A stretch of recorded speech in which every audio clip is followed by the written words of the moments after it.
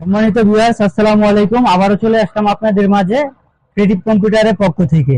আজকে আপনাদেরকে দেখাবো কোন মাদারবোর্ড দিয়ে কি জেনারেশন পিসি হয় এবং কয় টাকা বাজেটের মধ্যে আপনারা পিসি কিনতে পারবেন আমাদের কাছ থেকে, সেটাই আজকে দেখাবো। তো কথা না বাড়িয়ে আপনাদেরকে দেখাই। আরটেকের 81 মাদারবোর্ড, এটা হচ্ছে ইন্টেলের 4 জেনারেশন মাদারবোর্ড। এই 81 মাদারবোর্ড দিয়ে 4 জেনারেশন পিসি বিল্ড আপ করা যায়।